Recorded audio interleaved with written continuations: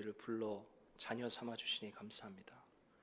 하나님의 은혜를 기억하면서 우리에게 행하신 모든 것들을 다시 한번 감사하며 그 하나님의 은혜에 성실하게 응답하는 우리의 삶이 되어야 하건만 아직도 우리는 세상의 가치관과 우리의 고집과 아집에 사로잡혀 살아가는 죄악되고 연약한 모습임을 다시 한번 주님 앞에 고백합니다.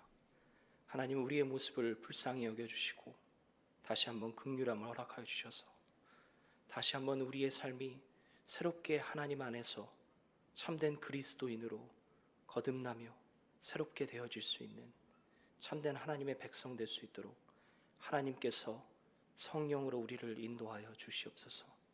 오늘 이 시간 하나님의 또 말씀을 듣고자 합니다. 하나님, 우리의 생각을 내려놓고 하나님의 음성에 귀를 기울일 수 있게 하여 주시고 우리의 마음 가운데 할례를 행하여 주시고 부드러운 마음을 주시고 새로운 영을 허락하여 주셔서 하나님의 말씀이 우리의 삶의 한복판 속으로 침투하여 그 말씀을 증거하고 그 말씀대로 순종하며 살아갈 수 있는 진실된 하나님의 백성들 될 수 있도록 주님 이 시간 함께하여 주시옵소서.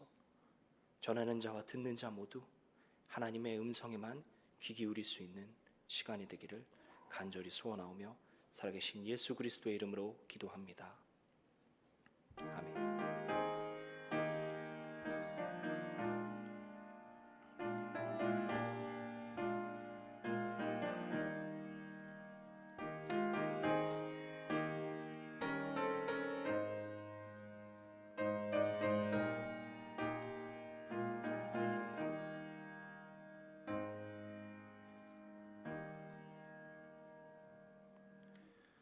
오늘 우리에게 주시는 하나님의 말씀은 출애굽기 32장 1절에서 6절까지 말씀입니다. 오늘 우리에게 주시는 하나님의 말씀 출애굽기 32장 1절에서 6절까지 말씀입니다. 오늘 우리에게 주시는 하나님 말씀을 제가 봉독하도록 하겠습니다. 하나님 말씀에 경청해 주시기 바랍니다. 백성이 모세가 산에서 내려옴이 더딤을 보고 모여 백성이 아론에게 이르러 말하되 일어나라, 우리를 위하여 우리를 인도할 신을 만들라. 이 모세 곧 우리를 애굽 땅에서 인도하여 낸 사람은 어찌 되었는지 알지 못함이니라. 아론이 그들에게 이르되 너희의 아내와 자녀의 귀에서 금고리를 빼어 내게로 가져오라. 모든 백성이 그 귀에서 금고리를 빼어 아론에게로 가져가매 아론이 그들의 손에서 금고리를 받아 부어서 조각칼로 새겨 송아지 형상을 만드니 그들이 말하되 이스라엘아, 이는 너희를 애굽 땅에서 인도하여 낸 너희의 신이로다 하는지라. 아론이 보고 그 앞에 제단을 쌓고 이에 아론이 공포하여 이르되 내일은 여호와의 절일이니라 하니 이튿날에 그들이 일찍이 일어나 번제를 드리며 화목제를 드리고 백성이 앉아서 먹고 마시며 일어나서 뛰놀더라. 아멘. 이것은 하나님의 말씀입니다. 하나님께서 오늘 이 말씀을 통해 우리 모두에게 은혜 주시기를 간절히 바랍니다. 성경을 거시적인 관점에서 이렇게 살펴보면 하나님의 구원과 심판의 순환적인 양상이 나타나는 역사입니다.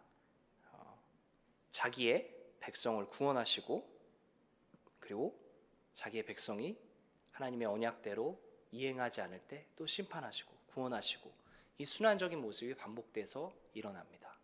그걸 다른 말로 다시 한번 성경을 조망해 본다면 성경을 가장 거시적으로 보는 관점이 크게 두 가지가 있다고 볼 수 있어요. 하나는 구원사입니다. 하나님이 자기 백성을 어떻게 구원하시는가라는 관점에서 성경을 조망해 보는 겁니다.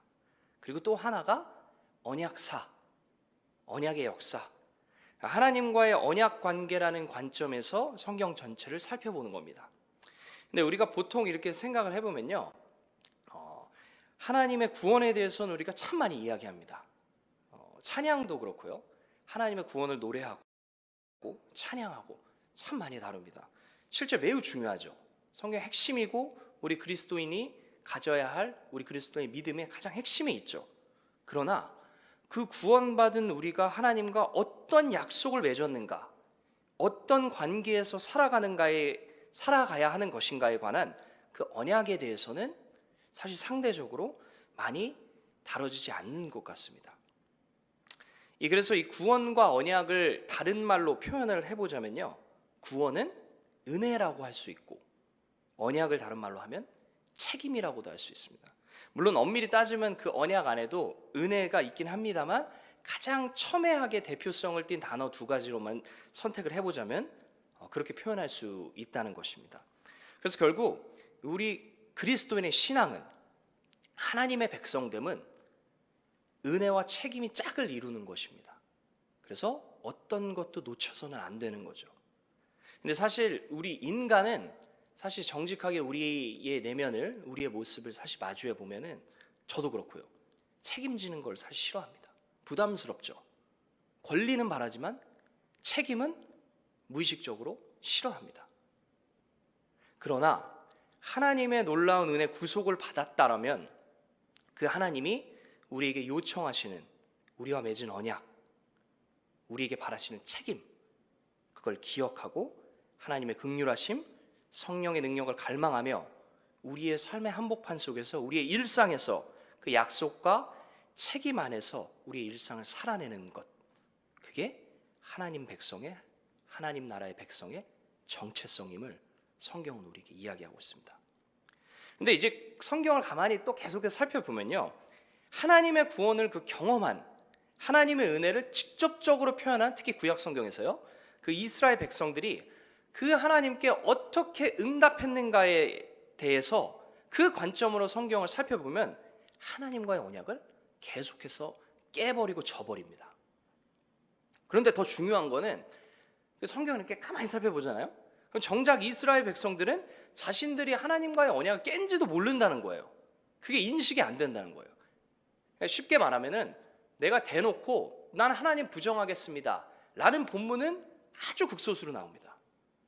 그게 아니라 나는 실제로는 하나님을 버리는 삶을 살고 있음에도 자신들은 하나님을 섬기고 있다고 착각하는 모습이 이스라엘 백성들의 모습 중에서 가장 많은 양상으로 나타난다는 거죠.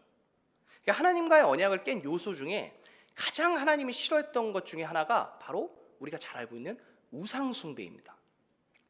이스라엘 백성들은 우상을 숭배하면서 자신들이 여전히 하나님을 섬기고 있다고 생각했다는 겁니다. 쉽게 말해서. 그래서 하나님과 우상을 겸하여 섬기거나 아니면 더 나아가 우상을 섬기는 모습을 하나님을 섬기는 것이라고 착각하고 살았다는 거죠. 오늘 우리가 읽은 바로 출애굽기 32장 본문이 바로 그러한 이스라엘 백성들의 모습을 아주 명료하게 보여주는 모습입니다.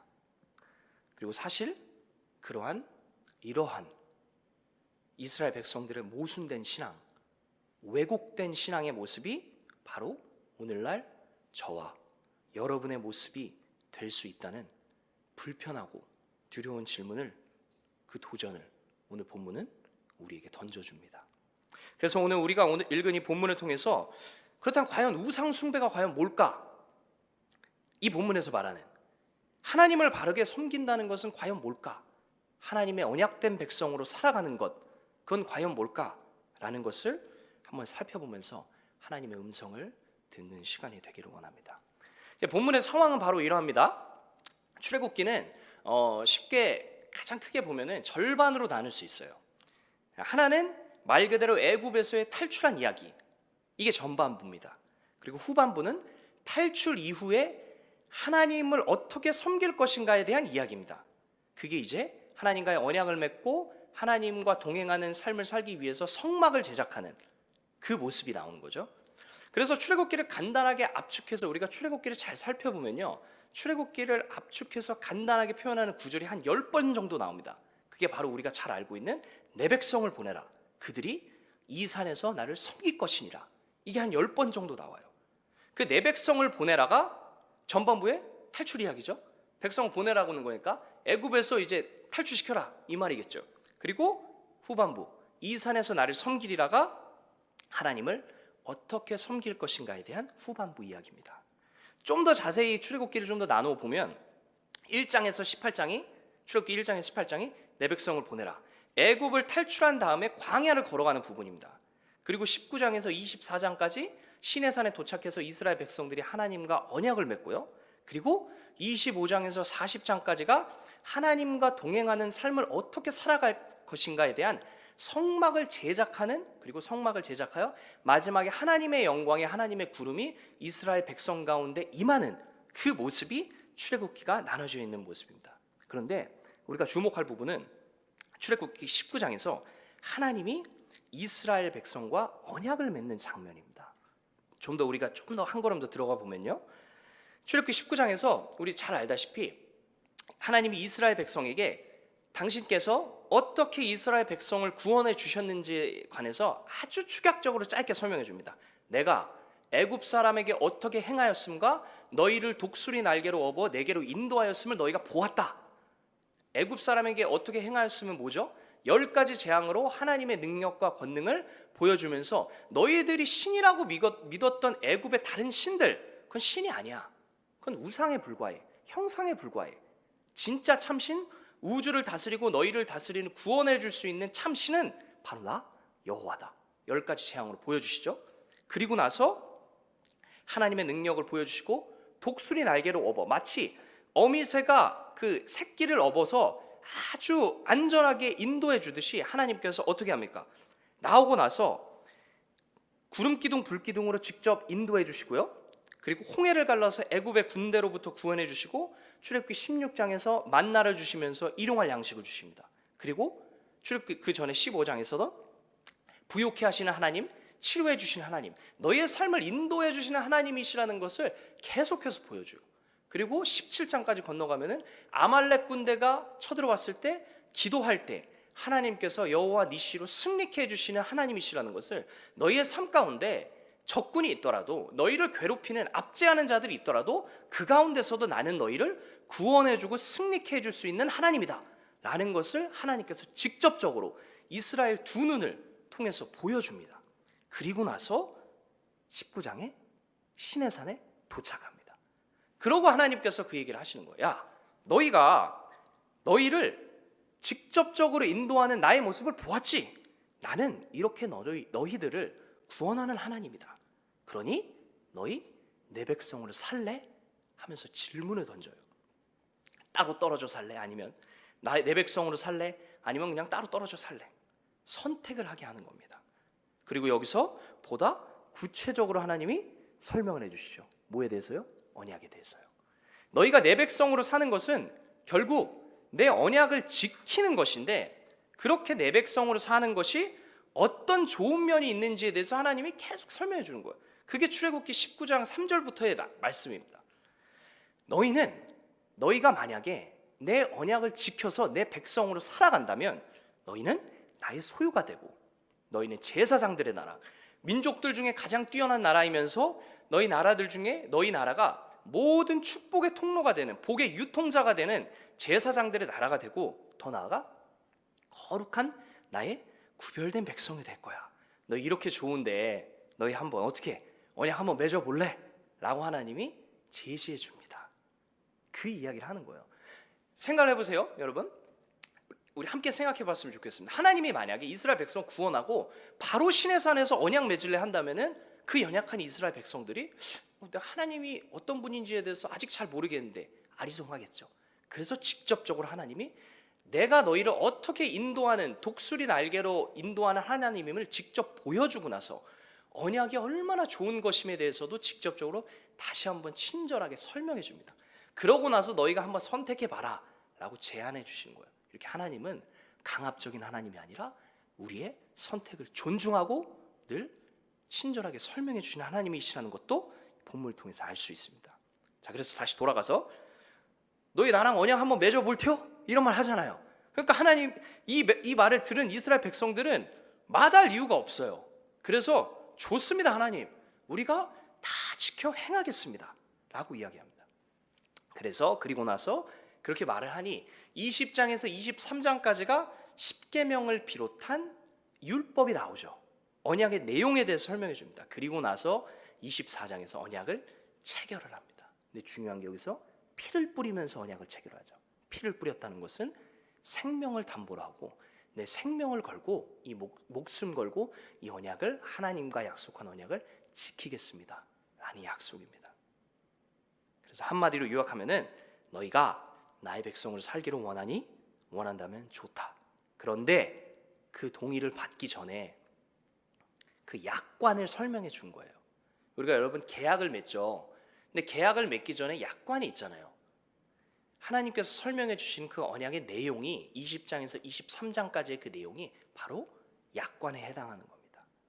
너희가 내 백성이 되는 건 이렇게 좋은 면이 있는데 그런데 그렇게 되는 것에는 이러한 조항들이 포함되어 있다. 너희가 이걸 나와의 약속을 기억하고 반드시 지켜야 된다. 그게 바로 율법이다. 율법을 우리가 한마디로 추격하면 우리 주님께서 요약해 주셨듯이 바로 두 개죠. 하나님을 사랑하고 이웃을 사랑하는 것. 그겁니다. 그 약관을 듣고 이스라엘 백성은 동의하고 언약을 체결하고 축제를 열어요. 그리고 축제를 열고 나서 체결이 끝나고 모세는 하나님의 말씀을 기록하려고 시내산에서 오릅니다. 그런데 이 모세가 가서 오지를 않는 거예요. 아니 40일이 다 돼가는데 오질 않습니다. 그러다 보니 이스라엘 백성들의 마음에 불안감이 찾아옵니다. 하나님과 언약을 맺고 하나님은 직접적으로 경험하고 하나님께서 직접적으로 언약이 어떠한 좋은 면이 있고 선택권까지 하나님께서 존중해 주시고 보장해 주셔서 그걸 듣고 나서 자기들이 스스로 선택하고 자기들이 스스로 좋다 이건 해야겠다라는 의지를 가지고 하나님과 약속했음에도 불구하고 하나님이 친히 주인이 되셔서 그 삶을 책임져 주시고 인도해 주신다는 것을 직접 듣고 피를 뿌리며 생명을 담보로 해서 사인까지 했음에도 불구하고 정작 현실에서 아무런 움직임이 없으니 그런 기쁨, 하나님의 약속 사라져버리고 내 안에 있는 인간적인 불안감만 커지게 된 거예요. 그런데 불안감이 커질 수 있죠. 인간은 연약한 존재라는 것을 하나님이 다 압니다. 그래서 두려워할 수도 있어요. 두려워함, 불안감 그 자체가 문제가 되지 않아요. 하나님이 그렇게 얘기하지 않습니다. 그런데 그러고 나서 이스라엘 백성들이 어떻게 행동했느냐 이게 핵심입니다. 그게 바로 오늘 우리가 읽은 본문입니다. 그 불안감을 가졌던 이스라엘 백성들이 하나님 앞에서 어떻게 행동했느냐 그게 오늘 우리가 읽은 본문의 상황이자 배경이 되는 겁니다. 오늘 본문을 다시 한번 읽어보도록 하겠습니다. 본문 2절까지입니다. 1절부터 2절까지 한번 보겠습니다. 1절 한번 띄워주세요. 네, 감사합니다. 백성이 모세가 산에서 내려옴이 더딤을 보고 모여 백성이 아론에게 이르러 말하되 일어나라 우리를 위하여 우리를 인도할 신을 만들라. 이 모세 곧 우리를 애굽에서 인도하여 낸 사람은 어찌 되었는지 알지 못함이니라. 아론이 백성들에게 뭐라고 말합니까? 우리를 위하여. 이게 중요하죠. 자기들을 위하여 우리를 인도할 신을 만들라 라고 이야기합니다. 그런데 이걸 보면은 이스라엘 백성들이 하나님 버렸나? 이 생각이 들 수도 있죠. 과연 그럴까요? 더 읽어보겠습니다. 2절부터 4절입니다. 아론이 그들에게 이르되 너희 아내와 자녀의 귀에서 금고리를 빼어 내게로 가져오라. 모든 백성이 그 귀에서 금고리를 빼어 아론에게로 가져가매 아론이 그들의 손에서 금고리를 받아 부어 조각칼로 새겨 송아지 형상을 만드니 그들이 말하되 여기가 중요하겠죠. 이스라엘아 이는 너희를 애굽 땅에서 인도하여 낸 너희의 신이로다 하는지라. 송아지 형상을 만들고 여러분 뭐라고 합니까? 이는 너희를 애굽 땅에서 인도하여 낸 너희의 신이로다. 그게 누구죠? 여호와 하나님이라는 거예요. 새로운 신을 얘기하지 않습니다. 자, 5절과 6절 보면 더 명확해집니다. 5절과 6절 다 계속해서 보겠습니다. 아론이 보고 자, 그 앞에 제단을 쌓고 이에 아론이 공포하여 이르되 내일은 자 뭐라고 합니까? 여호와의 절일이니라 하니 이튿날에 그들이 일찍 일어나 번제를 드리고 화목제를 드리고 백성이 앉아서 먹고 마시며 일어나서 뛰놀더라. 여호와의 절일에 여호와 앞에 번제와 화목제를 드린 거죠. 여호와 없습니다. 우리를 인도하여 낸 여호와 하나님, 야훼 하나님 다 사라진 것 같아요 라고 얘기하는 게 아니라 여호와의 절일에 우리를 인도하여 낸 여호와를 섬기고 여호와께 번제와 제사를 드려야 되는데 어떤 방식으로 드립니까? 송아지 형상을 만들고 나서 이게 여호와입니다 라고 한 겁니다. 그런데 여러분 출애굽기 20장에서 하나님과 이스라엘 백성들이 언약을 맺을 때 뭐라고 하죠? 우리가 잘 알고 있는 1계명, 2계명이 뭡니까? 제일, 너는 나 외에는 다른 신들을 내게 두지 말라. 2계명, 너를 위하여 새긴 우상을 만들지 말고, 짝우, 상과 내가 생각하는 것과 짝과 되는 그런 내가 생각하는 신과 그렇게 짝하여 거기에 부합하는 것 같은 그 그거 만들지 말라는 거예요. 어떤 형상이든지 만들지 말고 그것들에게 절하지 말라. 하나님 이렇게 섬기지 말라는 겁니다. 너희가 생각했을 때는 그 이스라엘 백성들이 있었던 그 고대 이스라엘 세계, 구약 주변의 세계에서는 모든 신들을 이렇게 섬겼어요. 신 하면은 가장 중요한 게 신전과 형상입니다. 고대 사회에서 신은 무조건 신전이 있어요. 그리고 그 신전 안에 뭐가 있냐? 그 신을 상징하는 형상이 있습니다. 그런데 하나님은 그러한 우상들과 다르다는 거예요. 하나님은 어떻게 자기의 백성들과 소통하시나요? 우리가 오늘 시간이 없어서 다 다루지 못하지만 신명기에 잘 나타납니다. 하나님은 음성 가운데 나타나는 분이라는 거예요. 음성으로 그의 백성 가운데 말씀하여 주시고 그 말씀을 믿고 신뢰하고 내 눈에 비록 보이지 않을지라도 그 음성 가운데 나타나여 주시고 우리 가운데 역사하여 주시는 그 하나님을 믿고 따르고 신뢰하고 순종하는 것이 하나님의 백성된 정체성이라는 겁니다. 그게 하나님을 따르는, 하나님을 섬기는 방침이자 규범이자 규칙이라는 거예요. 그런데 이스라엘 백성들은 하나님을 어떻게 섬겨야 하는 것을 듣고 나서도, 계약까지 하고 나서도 황금 송아지를 만들고 그것을 하나님이라고 여깁니다. 이게 뭐죠? 잘 생각해 보면은 이 황금 송아지는 이스라엘 백성들이 지난 400여 년간 애굽에서 체류했던 기간 중에 자신들에게 가장 친숙했던 신의 형상이자 표상인 거예요. 자신들이 보았을 때는 이러한 하나님의 모습이어야만, 이렇게 나타나야만 하나님이라는 겁니다. 하나님이 말씀하신 것보다 내가 생각했을 때 생각하는 그 하나님의 모습, 이게 중요하다는 거예요. 왜? 근본적으로 내 심층에는 그래야만 내 불안감이 사라진다는 겁니다. 내가 안정감을 느낄 수 있다는 거예요. 이 말씀이 오늘 우리에게도 몇 천 년이 지난 이 말씀은 하나님의 말씀을 받고 있는 우리에게도 동일하게 적용됩니다. 오늘도 하나님을 믿으면서 집에 불상을 가져다 놓고 비나이다 하는 사람 아무도 없죠. 이스라엘 백성들이 하나님께 번제를 드리고 화목제를 드리고 뛰어놀았듯이 우리도 하나님 앞에 찬양하며 눈물 흘리며 기도하며 예물을 드립니다. 그러나 우리의 심층에서 나에게 내 삶에서 안정감을 준다고 여기는 것, 나의 불안감을 해소시켜주는 것, 그게 바로 우리가 실제적으로 내가 믿고 있는 하나님일 수 있다는 겁니다. 혹시 그게 우리가 가진 돈은 아닌가요? 내가 가지고 있는 직업, 사회적 귀속 아닌가요? 내 지식, 내 학벌, 내 자녀들의 성공한 모습, 혹시 그건 아닐까요? 그건 뭘까요? 그건 뭔가요? 황금 송아지가 마치 이스라엘 백성들이 결국 애굽의 세계관에서 벗어나지 못하고 거기에 따라서 하나님을 섬겼듯이 그와 같이 우리도 지금 구별되지 못한 세상의 가치관, 우리 세상의 가치관 제일 중요한 거 뭐죠 요즘? 돈이죠, 권력이죠, 힘이죠. 경쟁 사회에서 차별성을 가질 수 있는 게 이 세 가지죠. 돈과 힘과 권력. 그게 있어야만 하나님께서 나와 동행하여 주시고 하나님이 나와 함께하여 주신다고 혹시 착각하고 있는 것은 아닐까요? 오늘 우리에게 이 불편한 질문을 던져야 할 줄로 생각됩니다. 이 사건을 보고 나서 오랜 시간이 흐르고 나서 바울은 뭐라고 이걸 해석하냐? 바로 이렇게 해석합니다. 우상 숭배했다. 아주 명료하게 얘기해요. 이스라엘 백성들이 우상을 숭배했다고 얘기합니다. 고린도전서 10장 1절에서 7절까지 말씀입니다. 한번 보겠습니다. 형제들아, 나는 너희가 알지 못하기를 원하지 아니하노니 제발 좀 알았으면 좋겠다. 이렇게 얘기합니다. 고린도 교회에 던지는 메시지죠. 우리 조상들이 다 구름 아래 있었고 바다 가운데로 지나며 모세에게 속하여 다 구름과 바다에서 세례를 받고 홍해를 건넌 사건이죠.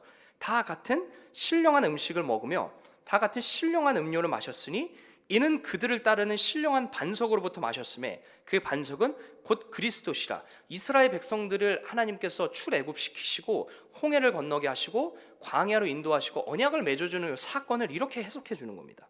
그러나 그들의 다수를 어떻게 했다고 하죠? 하나님이 기뻐하지 아니하셨으므로 그들이 광야에서 멸망을 받았느니라. 이러한 일이 오늘 우리에게 본보기가 되어, 한글 성경에서는 거울이 되었다고 나오죠. 우리로 하여금 그들이 악을 즐겨한 것 같이 즐겨하는 자가 되지 않게 하려 함이니. 자, 그리고 나서 금송아지 사건, 황금송아지 사건 뭐라고 해석합니까? 7절입니다. 그들 가운데 어떤 사람들과 같이 너희는 우상 숭배하는 자가 되지 말라. 기록된 바 백성이 앉아서 먹고 마시며 일어나서 뛰논다 함과 같으니라. 결국 우상 숭배를 했다는 겁니다. 이러한 모습이 근데 비단 바울이 얘기했던 이런 해석에서만 나오는 게 결코 아닙니다. 구약 성경부터 일어나서 신약 성경까지 이러한 맥락으로 얘기해 주는 양상이 너무너무 많아요. 우리가 다 살펴보면 우리가 너무 잘 아는 말씀들입니다. 여러분, 우리 열왕기상 18장에서 엘리야가 바알 신과 섬기는 바알 신을 섬기는 우상 숭배자들과 어떻게 얘기합니까? 너희가 어느 때까지 하나님과 바알 사이에서 머뭇머뭇거리겠느냐?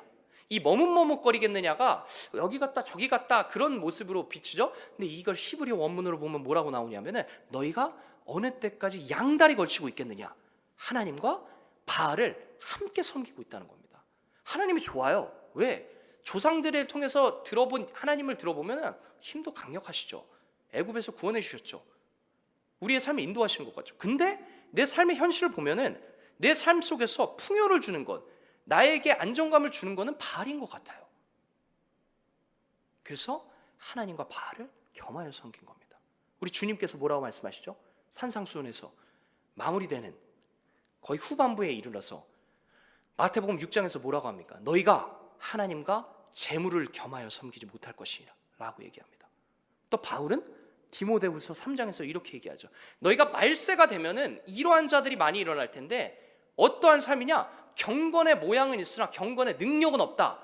경건의 모양, 표면적으로는 그리스도인입니다. 표면적으로 할례받은, 표면적으로 세례받은 그리스도인이에요. 그런데 이면적으로는 경건의 능력은 없는 우상숭배자랑 똑같다는 거예요. 그 사람들의 특징이 뭡니까? 자기를 사랑하고 돈을 사랑한다는 겁니다.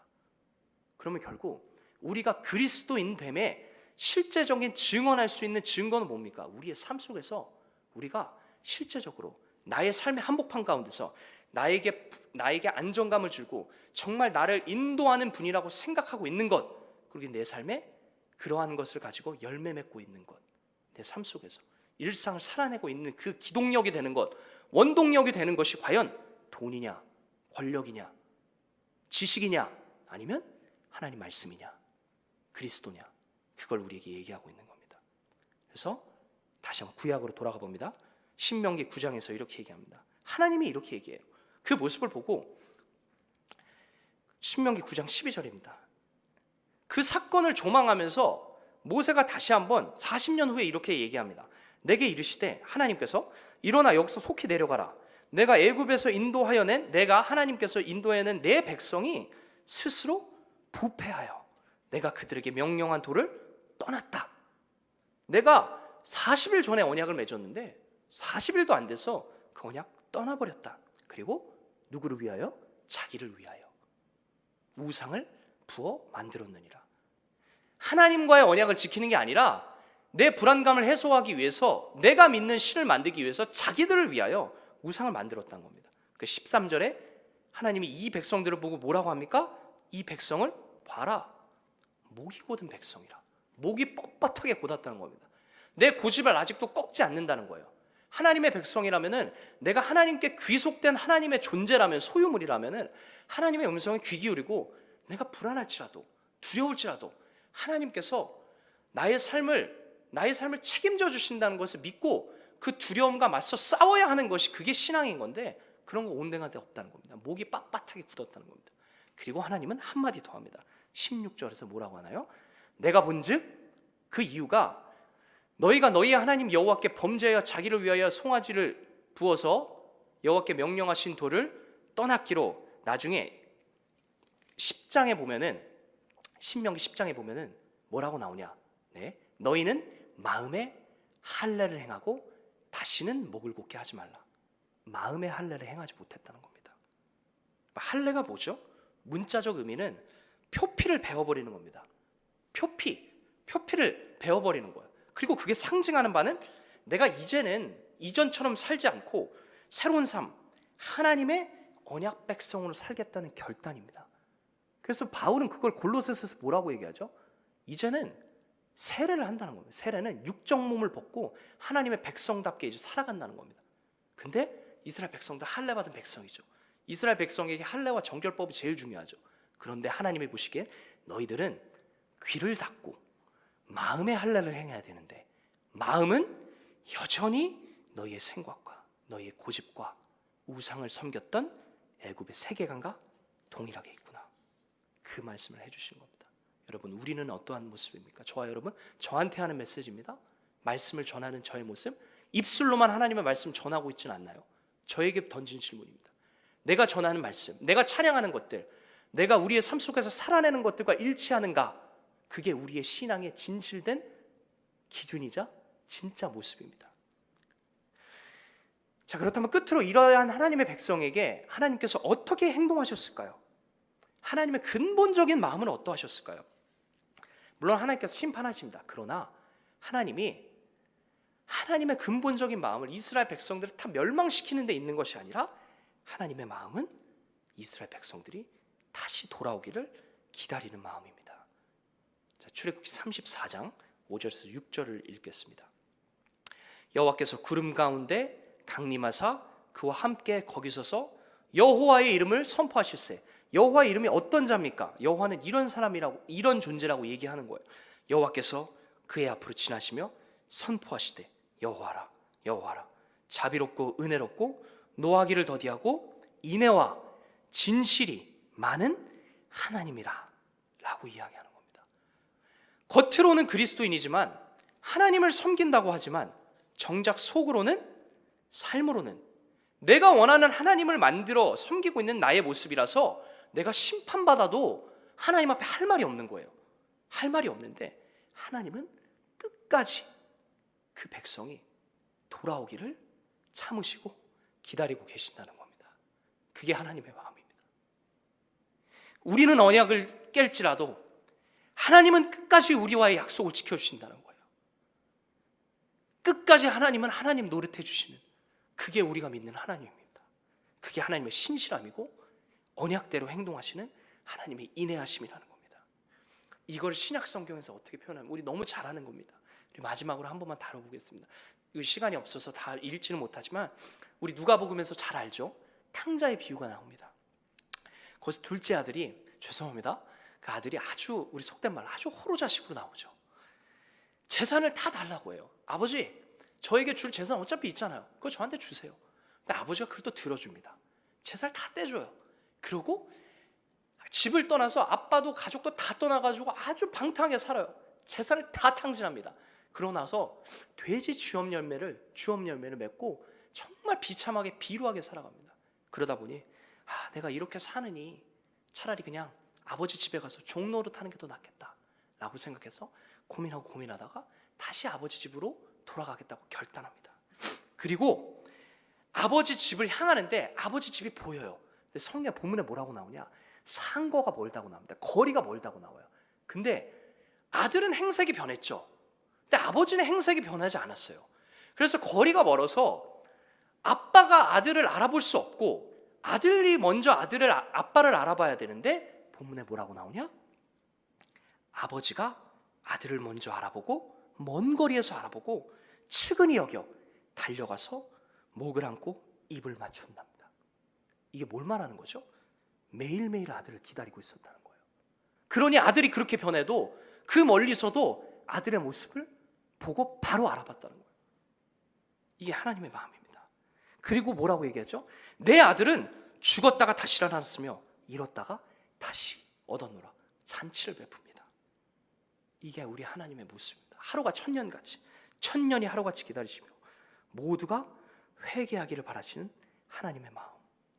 우리는 그 하나님 앞에 지금 어떻게 응답하고 살아가고 있습니까?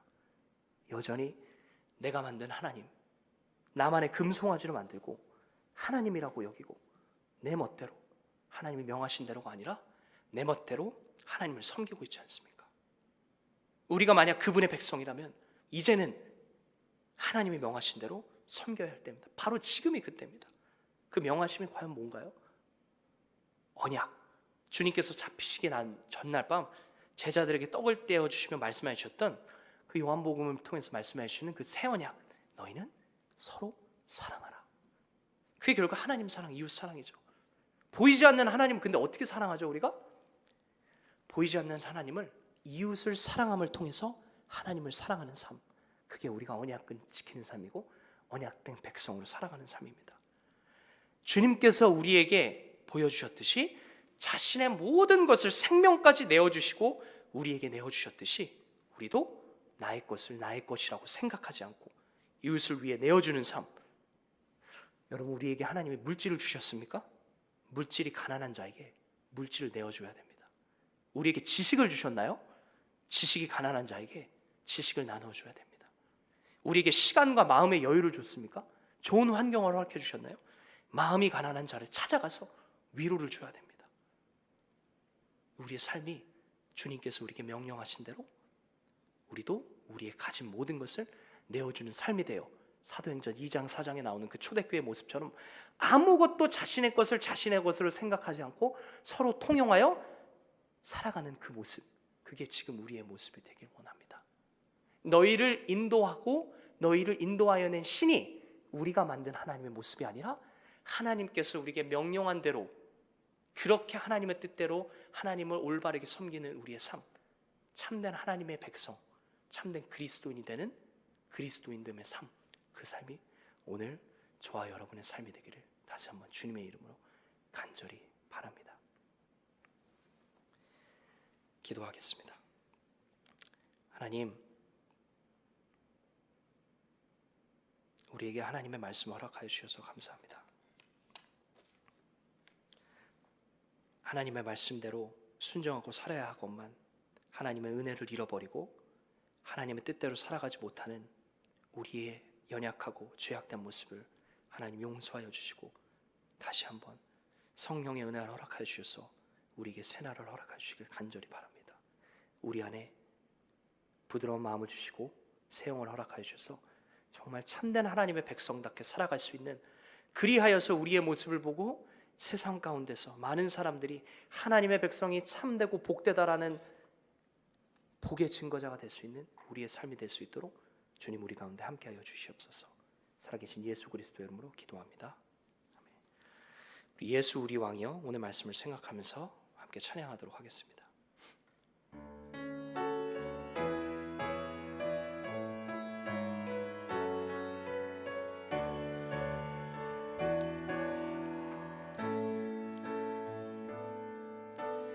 예수 우리 왕이여, 이곳에 오소서.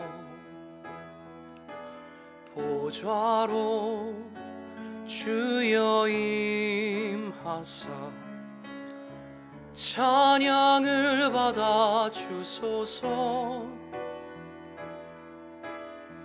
주님을 경배하오니 주님을 경배하오니 왕이신 예수여 오셔서 좌정하사 다스리소서.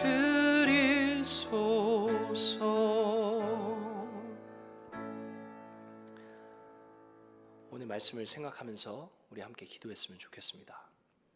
우리 공동의 기도 제목입니다.